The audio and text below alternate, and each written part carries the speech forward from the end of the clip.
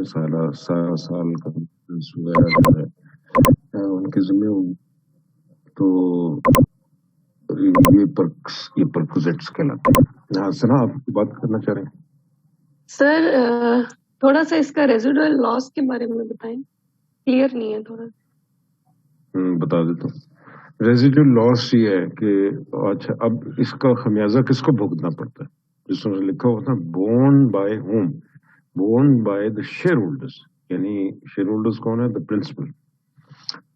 وہ کیسے کہ اگر مینجمنٹ جو ہے وہ کام نہیں کرے گی اپنا جس طرح اس کو کرنا چاہیے، don't run the form efficiently, تو اس کا نتیجہ کیا ہوتا ہے؟ پھر نقصانات ہوتے ہیں، یہ پروفٹ جو ہے وہ کم ہوتا ہے.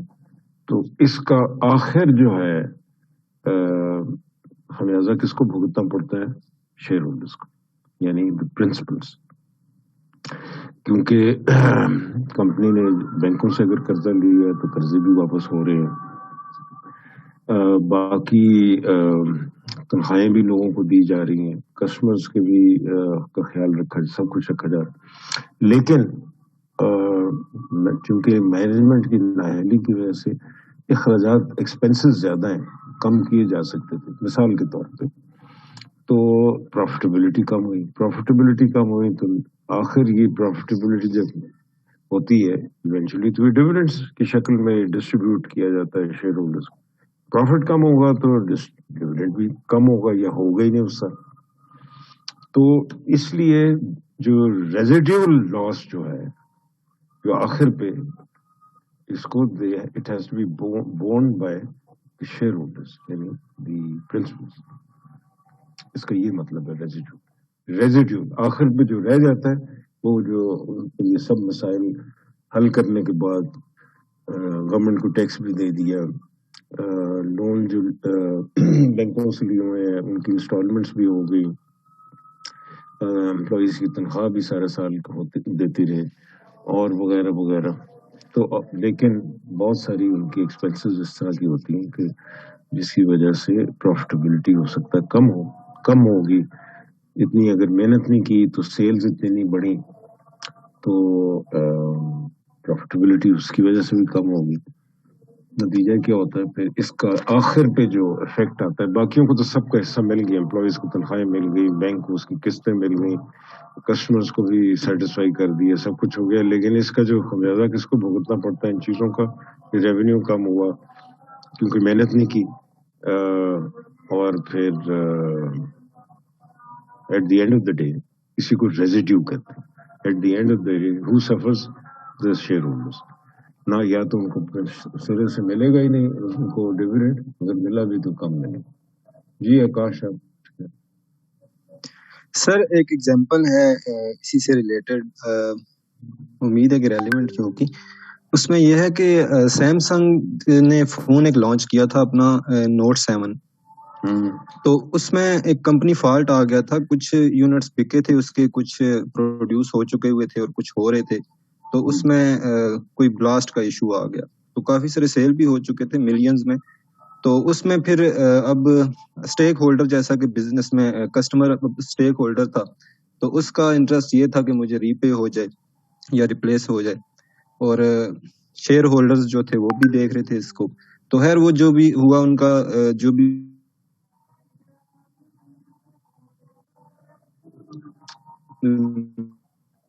ہم ری پے کریں گے، انہوں نے ری پے کر دیا. جی سر آواز آ رہی ہے سر؟ جی اب آ رہی ہے جی سر. ری پے انہوں نے ری پے کر دی اور کچھ کو جو ہے وہ ریپلیس کیا ایک اپنے دوسرے لائن اپ فون، فلیگ شپ فون اسی کے ساتھ لانچ ہوا تھا. تو اس میں یہ ہے کہ واپس انہوں نے ساری وہ جو یونٹس واپس لیے وہ بھی، اور اس کے علاوہ پھر جو انہوں نے فردر اس کی مینوفیکچرنگ روک دی، اور جو یونٹس بن چکے ہوئے تھے ان کے اوپر پھر یہ ہوا کہ ان کو دوبارہ الٹر کر کے تو انہوں نے نوٹ 7 فین ایڈیشن کے نام سے وہی فون دوبارہ ریفرب کر کے تو مارکیٹ میں بھیجا، کچھ تھوڑی سی لو پرائس پہ. لیکن وہ اس طرح ہاتھ رخواہ اس کی سیلز نہیں ہوئی کیونکہ لوگوں کا اعتبار آلریڈی اٹھ چکا ہوا تھا. تو اس کا فائنل امپیکٹ جو ہوا وہ گیا شیئر ہولڈرز پہ، کمپنی کے اوور آل پروفٹ میں کمی آئی. تو اس سے بھی ہم سر کہہ سکتے ہیں ریزیڈوئل لاس کیونکہ یہ مینجمنٹ کی وجہ سے اس بالکل نااہلی سے یہ فالٹ بالکل ایسے ہی ہے. بالکل آپ ٹھیک کہہ رہے ہیں. یہ ریزیڈیول لاس ہی ہے. اس کی وجہ یہ ہے کہ وہ جو بیٹری جس فون کا آپ بات کر رہے ہیں ماڈل کا, وہ اس کی بیٹری کا یہ ایشو تھا کہ کیسز ایسے آئے کہ وہ مثلا کچھ پیسنجر جہاز میں بیٹھے ہیں تو بیٹری پھٹ گئی, بلاسٹ ہو گئی. تو اس کے علاوہ بھی بہت کیسز آئے کہ جہاں بیٹری جو ہے بیٹری کا ایشو تھا وہ بلاسٹ ہو جاتی تھی ہیٹ کی جی وجہ سر سے بالکل. اور کسی وجہ سے.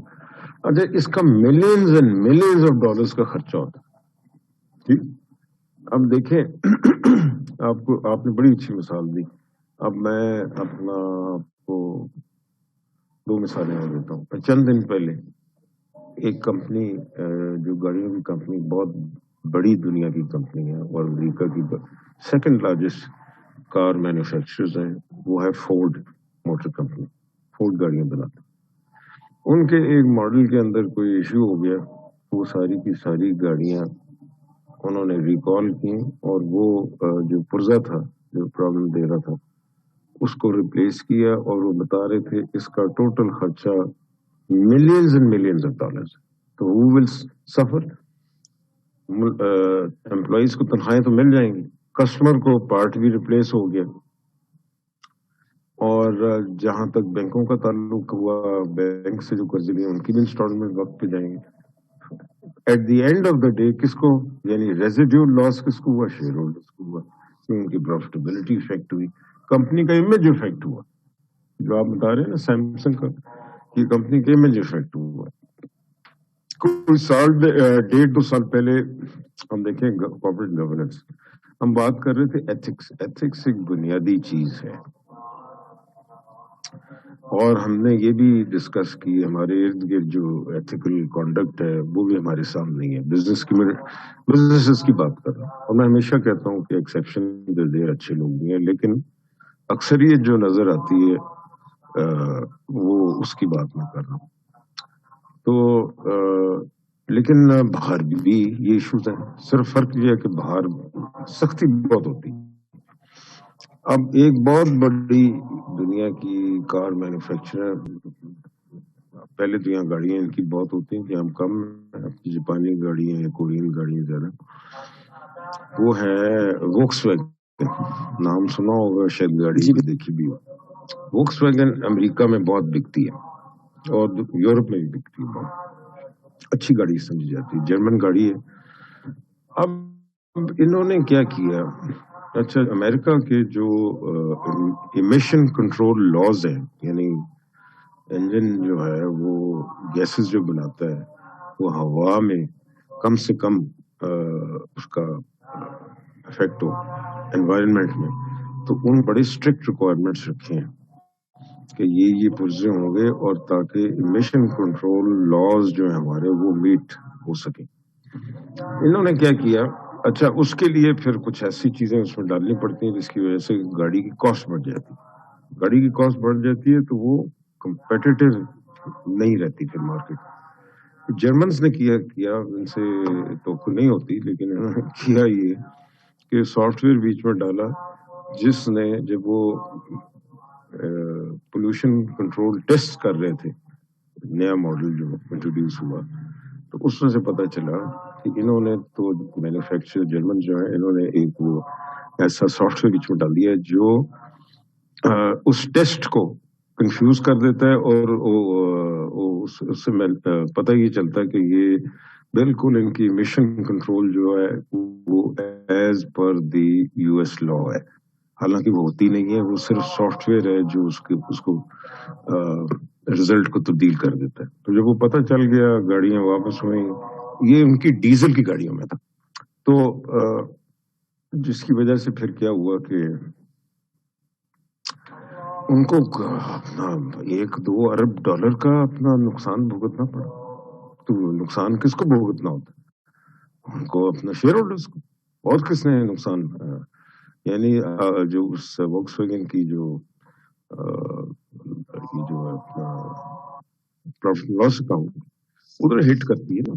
آپ کی ایکسپینڈیچر یہ جتنا بھی لاس بیئر کیا that shows up as an expense. تو آپ کمپنی وولکس ویگن کی پروفیٹیبلٹی ڈاؤن چلے گی، اور جس کی وجہ سے جب پروفیٹیبلٹی بھی ڈاؤن گئی، اس کی ریپوٹیشن بھی ڈیمیج ہوئی گاڑی کی، تو جو مارکیٹ پرائس تھی وولکس ویگن کے شیئر کی وہ بھی ڈاؤن چلی گئی. جب وہ ڈاؤن جاتی ہے تو یہ اسی طرح ہی ہے، it's just like an asset کہ کسی کے پاس اپنا 2 کنال زمین اس نے بطور انویسٹمنٹ رکھی ہوئی ہے، پتہ چلتا ہے کہ وہاں تو گورنمنٹ نے ایکوائر کرنی ہے کیونکہ وہاں سے ہائی وے گزارنا ہے انہوں نے، تو اب وہ گورنمنٹ جو ہے وہ گورنمنٹ ریٹ پہ خریدے گی اور اس کو بیچنی پڑے گی، تو یا کوئی اور ہو جائے وجہ تو اس کی ویلیو کم ہو جائے. تو اس لیے یہ چیزیں بالکل ٹھیک ہیں کہ اس کا افیکٹ جو آتا ہے وہ شیئر ہولڈرز کو بیئر کرنا پڑتا ہے. اس کے علاوہ یہ تو مانیٹرنگ، یہ تو کاسٹ تھی، ایجنسی کاسٹ، ایجنسی پرابلمس کیا ہیں، اسی سے ملک ہے related with this. 2 types of agency problems. One is perquisites and empire building. Perks جیسے میں نے بتایا کہ ایک اپنے فائدے کے لیے بونسز بھی بڑھا لیے، انکریمنٹ سالانہ بھی بڑھوا لی مینجمنٹ نے، کیونکہ چھوٹا چھوٹا تو باہر بیٹھا ہوا تو بورڈ سے ہی فیصلہ کروا لیے. بورڈ پہ زیادہ تر تو مینجمنٹ ہی کے بندے بیٹھے ہیں یا انہیں کے کوئی جان پہچان والے لوگ بیٹھے ہیں، وہ پالیسیز پاس کرا دیں اور یہ پرکس کے لیے. اچھا، اس کے علاوہ امپائر بلڈنگ جو ہے، جو مینجمنٹ ہوتی ہے، بہت سارے ان کی جو کمپنسیشن پیکیجز ہیں they are linked with the size of the company. تو ایک کمپنی ہے اور وہ کہتی ہے یار اپنا، ان کا سی او یا ٹاپ مینجمنٹ کہتی ہے یار اپنا ہم ایک اور کمپنی خرید لیتے ہیں یا 2 کمپنیز خرید لیتے ہیں یا ایک نئی کمپنی بنا لیتے ہیں، فیکٹری ایک نئی بنا لیتے ہیں. تو اس سے یہ ہوگا کہ اچھا، وہ بجائے اس کے کہ یہ غور کرنے کے، اس پہ زیادہ توجہ دینے کے کیا شیئر ہولڈر کو اس کا فائدہ ہوگا کہ نہیں ہوگا، وہ اپنی امپائر بڑھانے کے لیے یہ چیزیں کر دیتے ہیں اور بعض اوقات وہ فائدہ نہیں ہوتا، اور فائدہ اگر نہیں ہوتا ان کی تنخواہیں تو کم نہیں ہوتی اور ان کی نوکریاں بھی نہیں عام طور پہ جاتی.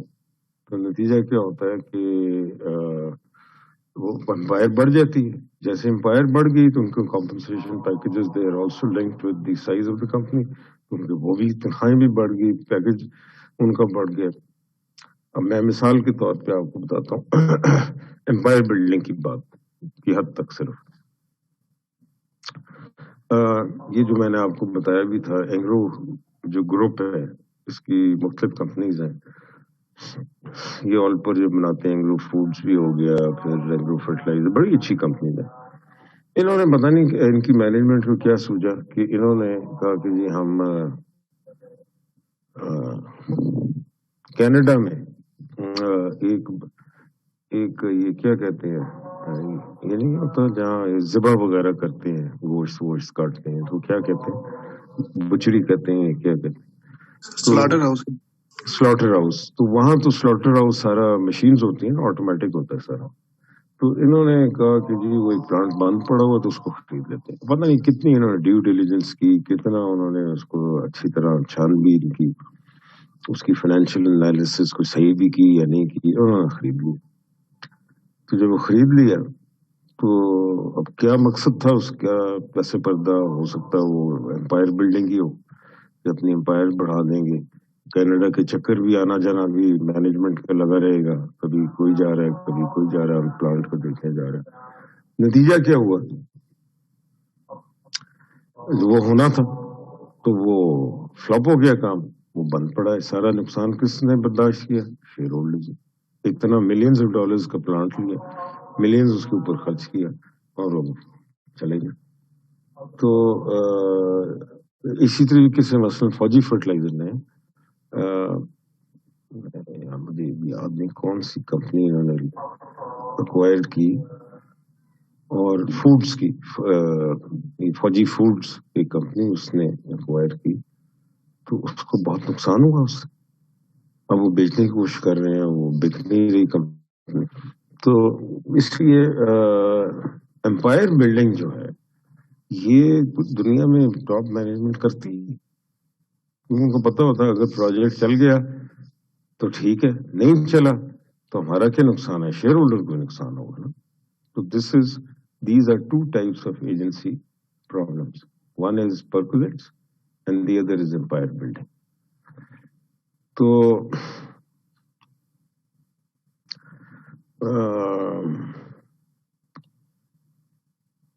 یہ وہی جو میں نے ابھی بات کی ہے آپ سے, if the project fails the major cost part of the cost will be borne by the debt holders. اگر قرضہ لے کے بنایا, ورنہ شیئر ہولڈرز کا نقصان ہوگا. اچھا, if the project is successful most of its payoff will go to the shareholders given that the اچھا چلیں یہ میں گراف ایکسپلین کر دیتا ہوں. یہ گراف آپ کے سامنے, ورٹیکل ایکسس وائی ایکسس پہ value of debt and equity, اور میں ذرا ایکسپلین کر دوں, تھوڑی اس کی بیک گراؤنڈ بھی ایکسپلین کر دوں. ایک کمپنی ہے, تھوڑا سا ہاں, یہ بنیادی طور پہ ابھی تک ہم جو بات کر رہے تھے وہ بات کر رہے تھے agency problem between managers and the share holders. ٹھیک, now there is another type of agency problem that exists, that's called agency problem of debt. ہوتا کیا ہے, پہلے اس کی ذرا تھیوری دیکھ لیں پھر ہم گراف کی طرف آتے ہیں. جب ایک کمپنی خسارے میں جا رہی ہے, کچھ سالوں سے جا رہی ہے, اور اس کی جب وہ لاسز میں جاتی ہے تو اس کی ایکوٹی جو ہے وہ آہستہ آہستہ کم ہوتی جاتی ہے بیکاز آف دا لاسز. اتنی اکاؤنٹنگ تو آپ جانتے ہیں بہت اچھی طرح. تو خسارے میں جا رہی ہے, اس کا مطلب کمپنیز ان فائنینشیل ڈسٹریس. تو the share holders may be tempted to gamble with the debt holders money. تو وہ ہو سکتا ہے بینک سے قرضہ لیں, اور قرضہ لے کے وہ ایک ایسے پروجیکٹ میں لگائیں that's a very high risk project. تو ان کو یہ پتا ہے کہ اگر کامیاب ہو گیا تو ہمیں ان لمیٹڈ فائدہ ہوگا, نقصان ہوا تو ہمارا تو پیسہ ہی نہیں تھا, یہ تو بینک کا پیسہ تھا, ان کو نقصان. تو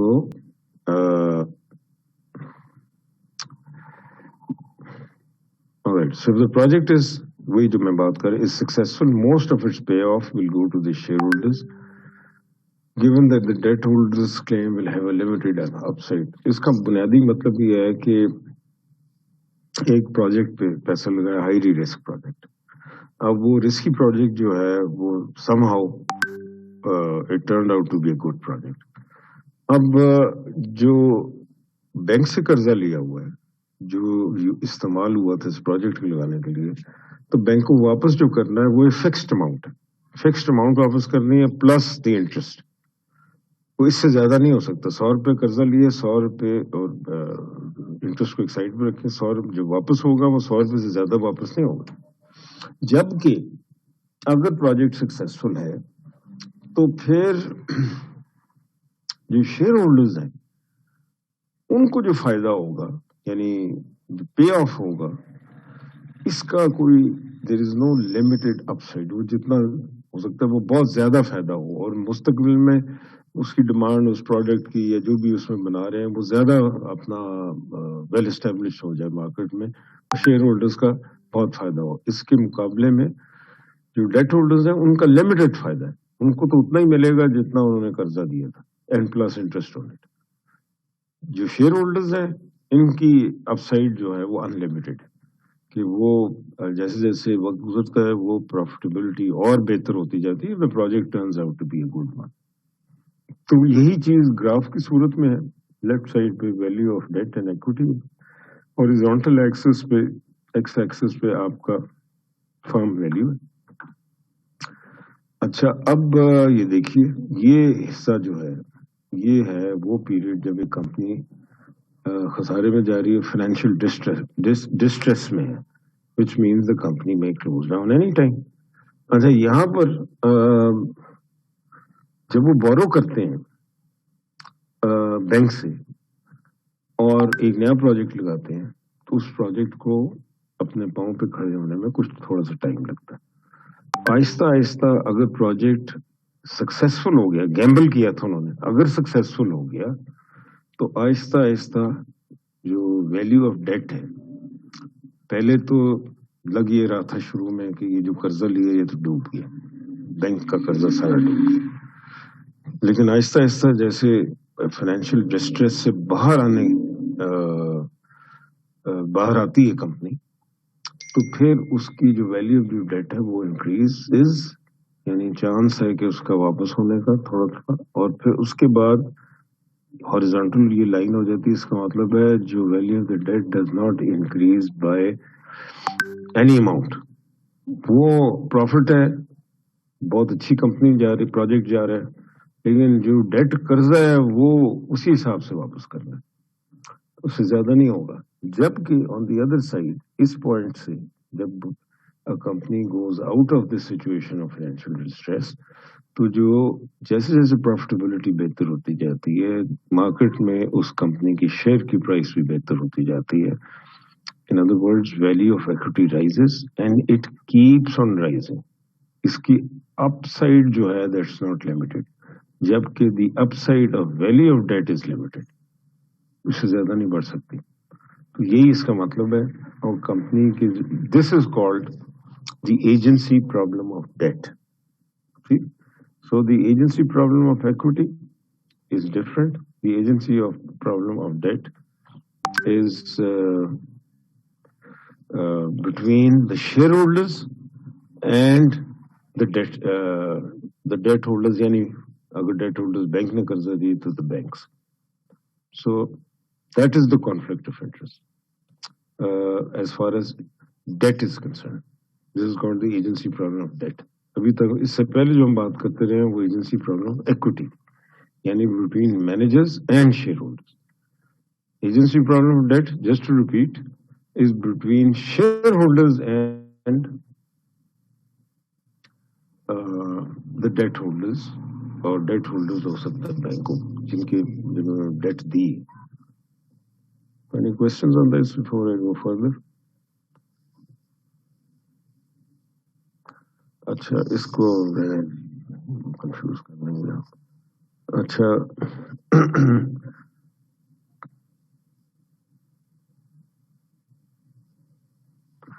اب یہ جو ایجنسی پرنسپل ایجنٹ، یہ امپورٹنٹ چیز ہے، ذرا اس پہ دیکھیے. پرنسپل ایجنٹ ماڈل جو ہے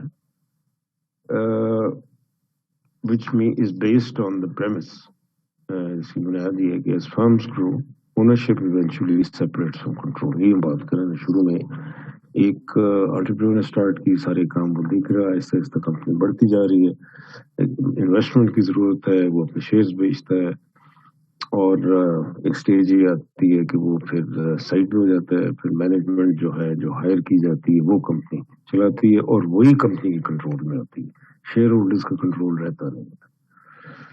but the principal agent problem is an accurate description of the Anglo-American system of corporate governance. Anglo-American سے مطلب Anglo means UK, American is American. UK اور USA میں یہ جو چیز ہے پرنسپل ایجنٹ، یہ وہاں پر ایشو ہے، جبکہ دنیا کے دوسرے ممالک میں زیادہ تر most stock exchange listed firms have large shareholders exerting significant control over the firm. So Pakistan is also one example of such a country. So in case of Pakistan, therefore, the main conflict of interest is not between principal and agent, yani shareholders and management. The main conflict of interest is between the large shareholder and the minority shareholders in countries such as Pakistan.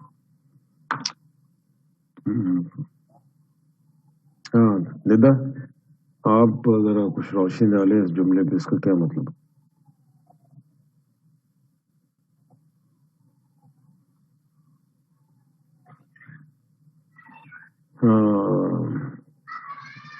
کیا نام ہے؟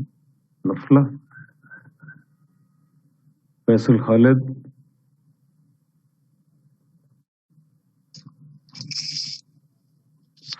یس سر. فیصل ذرا تھوڑا سا سم اپ کریں جو میں نے ابھی کہا ہے.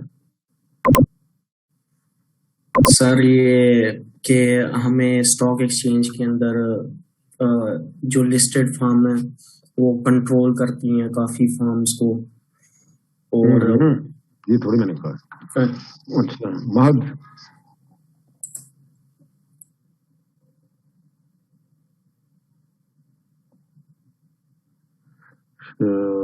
سلمان زیب شرمین.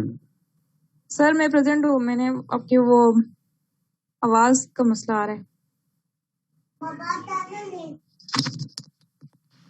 آواز کا مسئلہ آ رہا ہے تو چلیں اتنا تو آپ کو بتاؤ.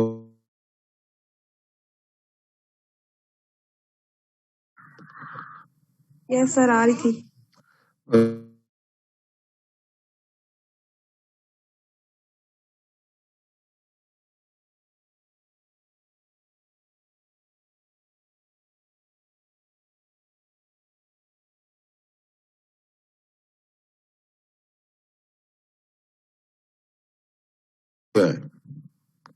کانفلکٹ آف انٹرسٹ ایشو کیا ہے مین؟ مہد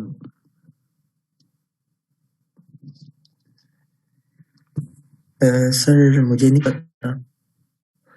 یہ نیچے پڑھے نا ذرا کیا لکھا، اس کو پڑھیں، آپ خود ہی پڑھیں، اونچا پڑھ کے بتائیں پھر.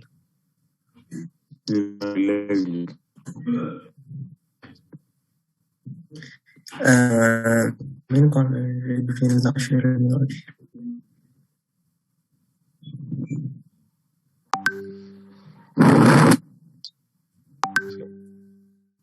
conflict of interest. Main conflict of interest is between large shareholders and minority shareholders in countries such as Pakistan. ٹھیک ہے، مطلب کچھ بتا سکتے ہیں اس کا کیا ہوا؟ سوری سر سمجھ آ رہا مطلب. پاکستان میں کمپنیز ہیں اور پرنسپل ایجنٹ کا ایشو نہیں ہے زیادہ تر. پرنسپل ایجنٹ جس سے مراد یہ ہے کہ جو کمپنی کو کنٹرول کر رہا ہے وہ ہے مینجمنٹ، یعنی شیئر ہولڈرز کا ایجنٹ، اور جو کنٹرول نہیں کر رہا گروپ وہ ہے شیئر ہولڈرز، کیونکہ روزمرہ کے جو فیصلے ہیں وہ لیے جاتے ہیں by management. Who is the agent of the share holders. جبکہ پاکستان اس کے یو ایس اے کے علاوہ دنیا میں جیسے پاکستان کا کیس لے لیں تو the main conflict of interest is not between principal and management. کیونکہ یہ جو پرنسپل ہے یعنی شیئر ہولڈرز وہ تو انہوں نے کنٹرول ان میں جو میجر شیئر ہولڈر ہے وہ کمپنی کا کنٹرول اس کے پاس ہے، مینجمنٹ کا کنٹرول نہیں ہے. وہ خود ہی مینجمنٹ ہے، اس کی فیملی مینج کر رہی ہے. سو دا مین کانفلکٹ آف انٹرسٹ جو ہے جو لڑائی ہے جس کی وجہ سے is between the large share holder who controls the company and the minority share holders جو چھوٹے شیئر ہولڈرز ہیں جو کمپنی کے باہر ہیں. ٹھیک ہے نا؟ تو مثال دیتا ہوں میں آپ کوئی کمپنی لے لیں، مثلاً فروسنز لیبارٹریز لے لیں. اچھا فروسن لیبارٹریز جو ہے یہ ایک پبلک لسٹڈ کمپنی ہے. ٹھیک ہے، تو پبلک لسٹڈ کمپنی کے ناطے سے اس کے چھوٹے شیئر ہولڈرز بھی ہیں، لیکن اس کا جو میجورٹی شیئر ہولڈر ہے وہ فروسن فیملی. کنٹرول کس کے پاس ہے؟ مینجمنٹ کے پاس نہیں، وہ خود ہی مینجمنٹ ہے، خود ہی ان کا کنٹرول ہے، وہ سارا دن ادھر ہی بیٹھتے ہیں. یہ بہت بڑی کمپنی ہے، وہ اچھی کمپنی ہے، دوائیاں اچھی بناتے ہیں، ان کی ریپوٹیشن بڑی اچھی. گندھارا نسان لے لیں دوسری کمپنی جس پہ میں بورڈ کے اوپر میں ہوں، اب 21 سال ہو گئے. تو اس کا جو میجورٹی شیئر ہولڈر ہے، اچھا یہ قاسم ہے اپنا سن رہے؟ جی سر پریزنٹ. اچھا یہ جو گندھارا نسان ہے اس کی جو فیملی جو اون کرتی ہے وہ ہیں اپنا ایک جنرل حبیب اللہ خٹک تھے، ان کے اب فوت ہو گئے، ان کے بیٹے اور فیملی، اور ان میں سے جو مین ہے اپنا جو سی ای او ہیں اور وہ کئی گروپس آف کمپنیز کو دیکھ رہے ہیں، وہ ہے علی کلی خان خٹک. تو سوری احمد کلی خان خٹک سوری. تو یہ اپنا یہ کمپنی شاید ارلی 60s میں لگی تھی، گروپ آف کمپنیز ہیں. ایک گندارا انڈسٹریز لمیٹڈ، وہ بھی لسٹڈ کمپنی ہے، وہ سوزو ٹرکس بناتے ہیں. پھر گندارا نسان ہے جس سے میرا تعلق ہے، وہ ڈانگ فینگ ٹرکس ہیں اور جیک ٹرکس بناتے ہیں، یہ چائنیز ٹرکس ہیں. اس کے علاوہ گندارا یہ نسان ٹرکس وغیرہ اب وہ کچھ گاڑی لانے کی کر رہے ہیں، چائنیز کار ہے چیری کے نام سے، ایس یو وی وغیرہ لانے کی کر رہے ہیں. پھر ان کی انشورنس کمپنی ہے. تو یہ جو سارا کا سارا جو کاروبار ہے، پھر ان کی بنو ٹیکسٹائل مل بھی ہے اور پرانی ٹیکسٹائل مل ہے. یہ سارے جو کاروبار ہیں ان کے، یہ ایک فیملی، اس کو میجورٹی کنٹرول اس فیملی کا ہے. اور یہ قاسم سے میں نے اس کی کہا تھا یہ کرک کے رہنے والے. ٹھیک، تو یہ اسی طریقے سے آپ یہ پیل لے لیں. پیل جو ہے دیٹ از پیل، اور اس کے ساتھ کوئی نور انرجی ہے، جو پھر اس کے ساتھ جو میں ذکر کر رہا تھا سریٹو ٹیکسٹائل مل ہے، اس طرح اور ہے. This is owned by the Nasim Sehgal family اور ان کے بھتیجے بھائی وغیرہ. یہ they are in control. It's a listed company, چھوٹے چھوٹے